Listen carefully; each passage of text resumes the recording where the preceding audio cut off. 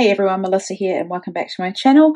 So I'm back today with a layout for the Hip Kit Club, and this is for Weekly Challenge Friday, and it is a sketch challenge, and we have this beautiful sketch by Sophie, and I'm thrilled to use it. Everyone oohed and ahed in the design team when we first saw it, and I'm just so excited that I get to play along with it for this challenge.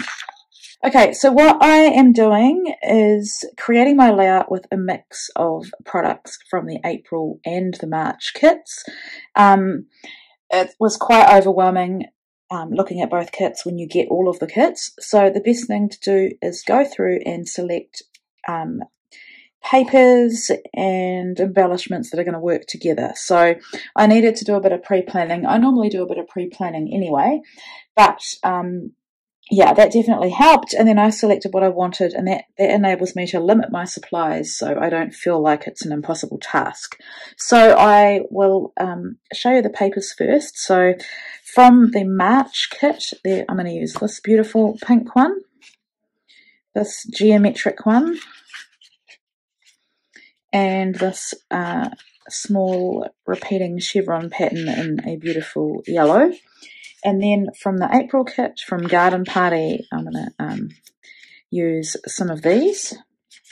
I've also pulled this floral, and I'm thinking I could fussy cut it. And I have got this Heidi Swapp Carefree paper that I absolutely love. My assignment is to be done on white cardstock, so I've pulled some of that from one of the cardstock kits. And I'm also to scrap about Mother's Day or mums. So I have this photo of myself with my 4 kids. I think it was taken in December last year or either January this year. But I have this photo and I've turned it black and white. It's at a local sushi cafe, and the colours in here and with what everyone's wearing was really not going to work with anything, so black and white is always my answer. And we are to use vellum. That's the other design team assignment.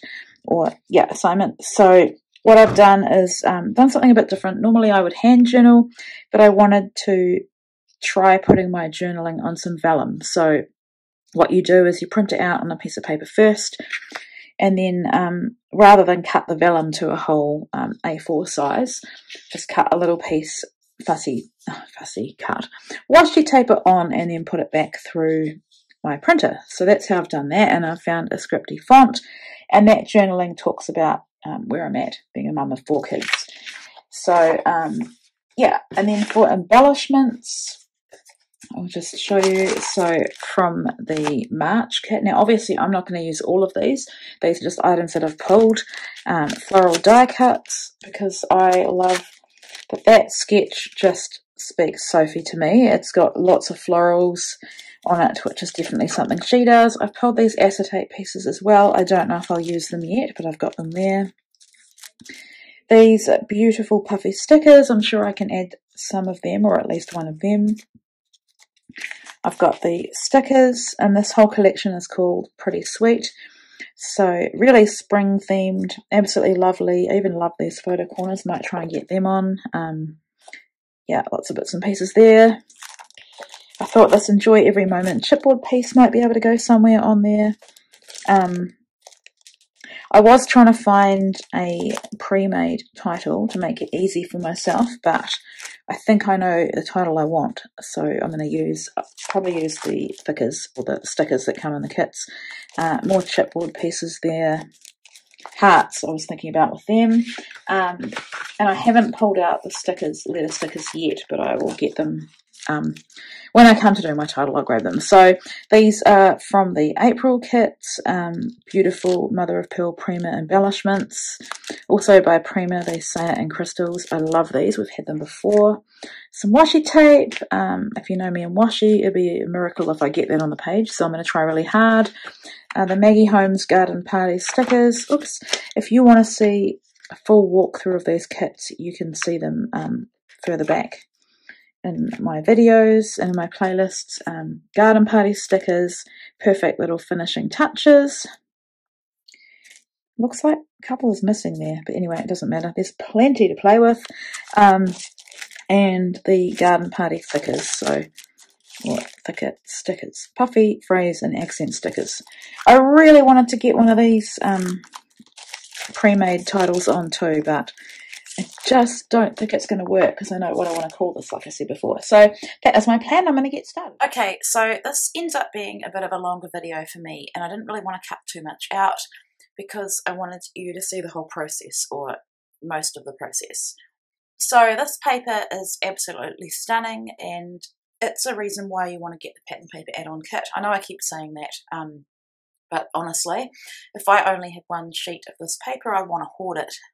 And often I find when I'm cutting paper that I love, I'm concerned that I'm going to make a mistake and ruin it. Now, there are no mistakes in scrapbooking in my opinion, because you can always make something work. So if I had cut this paper wrong and only had one piece, I would either select another piece or change my design.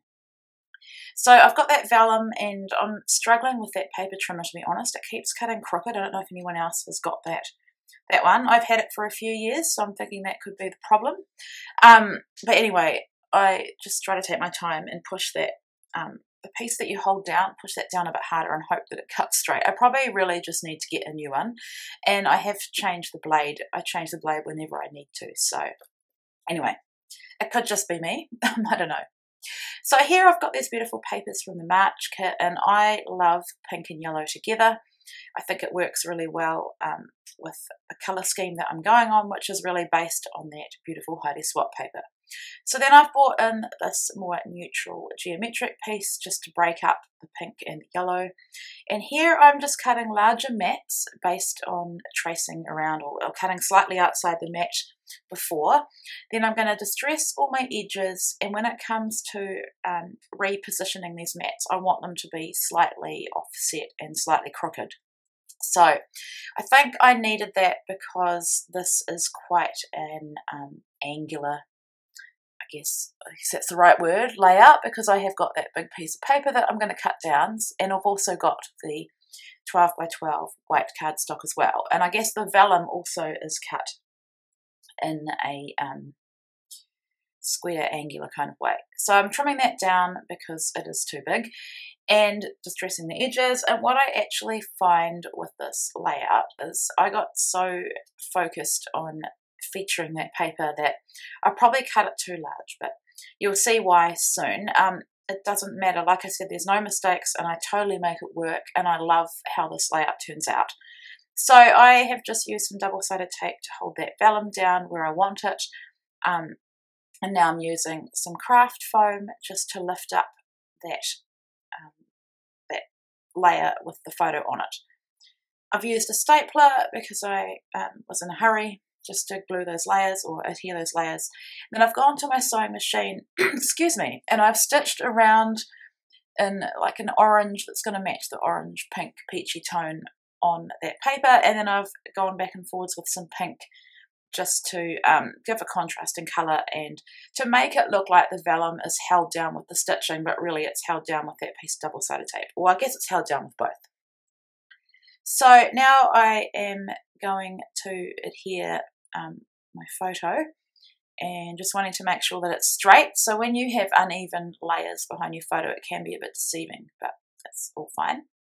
I don't know what I'm doing with that pop dot there, but yeah, so here I'm wanting to line this up, and at this point I put my tape down, I take off the backing, and then I remember or realise that the sketch shows areas of splatter, and I want to add that.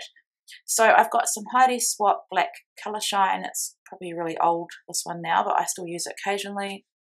There's nothing wrong with it. Yeah, it fades out a lot more than what you see there.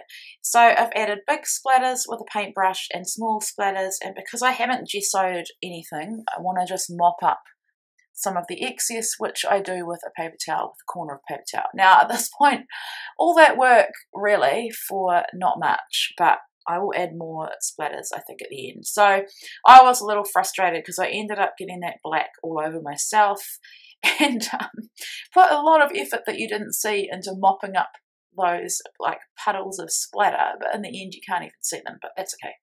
I left it in because I just wanted you to see things are real around here. They don't always work out how I plan, but I make them work.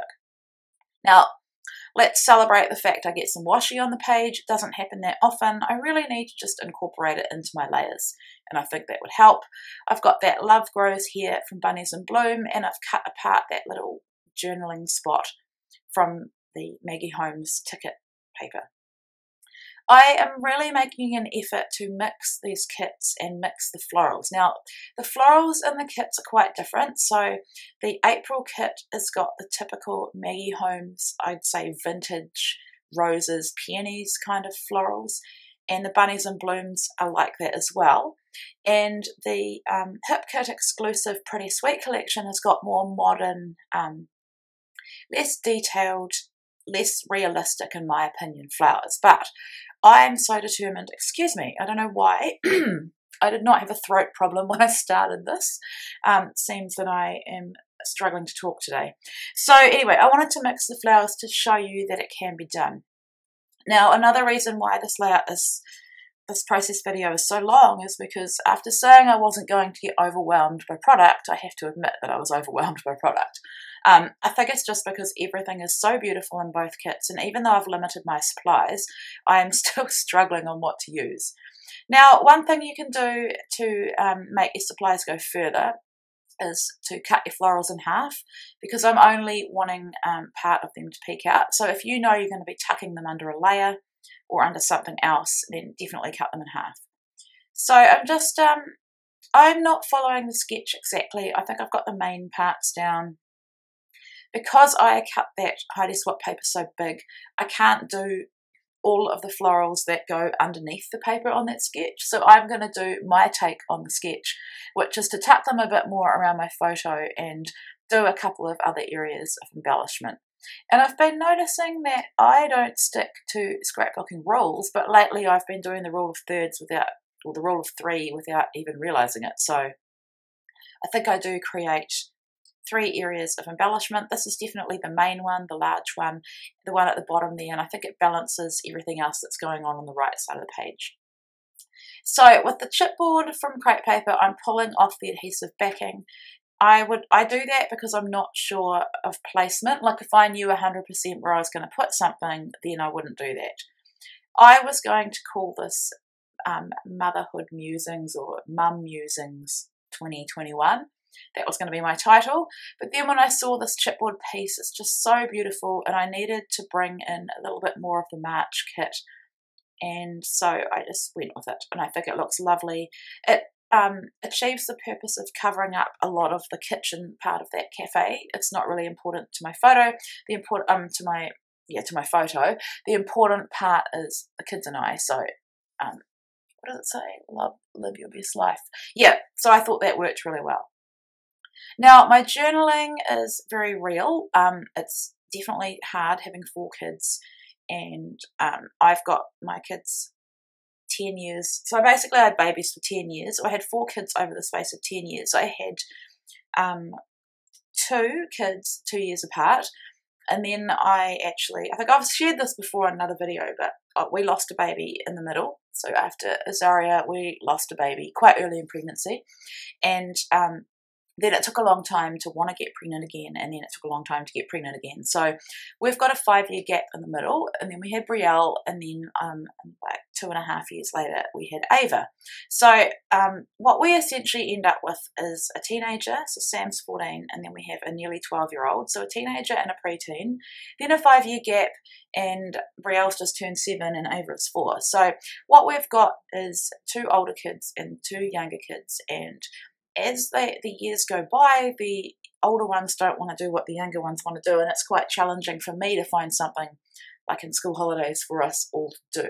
So that's a challenge I'm going through. They argue a lot, my kids, the older 2 in particular. So when it comes to documenting my motherhood journey, I'm very real in my journaling, and I think if you know me, if you follow me for a while, you'll know that I document the tough things as well as the good things. And yeah, it's definitely reflective, but I say that 4 kids is a blessing and it has its challenges, and I talk a little bit about why. So in the future, when I go back and look I don't know, look at 2021 and see what it was like, I can see in my own album that what my challenges were as a parent, and I can compare that over the years. So that is definitely something I love about this hobby, and that is why I always journal on my layouts, so that I can tell a bit more than the story that's in the photo. So another thing with this layout is when this process part of the video ends, I thought I'd finished my layout, but then I looked at it and I realized I needed to put a bit more on it. So when you look at the close-ups at the end, you'll see a lot more small embellishments. I just felt like it wasn't quite done, and these kits are huge and I want to use up as much as I can and show you how to use smaller embellishments as well.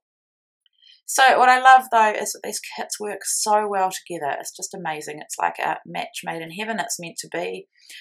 Kimberly and Kim are so talented. I just adore every kit they put together.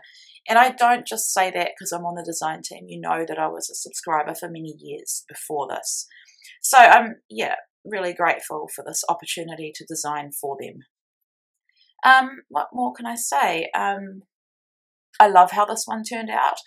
I think that it's inspired by Becky Adams and her kind of style of scrapbooking. It's also inspired by Laurie. Both of them are on the design team. Laurie, who shared in her Facebook Live on the weekend that she always loves to journal, and I do too. And I particularly enjoy putting my journaling on vellum and printing it rather than writing it. But you'll see in the final photos that I also managed to get my own handwriting on this page as well, because I think that's important. So at this point, I'm just thinking I'm adding the finishing touches. I do write the two dates, the date of the photo and the date of journaling, on this layout. So here you can see a lot more that I've added, and I think it looks a lot better and a lot more like me. So yeah, I hope you enjoyed this process and my endless rambling. I hope you learned a bit more about me. You can pause the video here and read my journaling if you like. Thank you for joining me, and I'll be back again soon.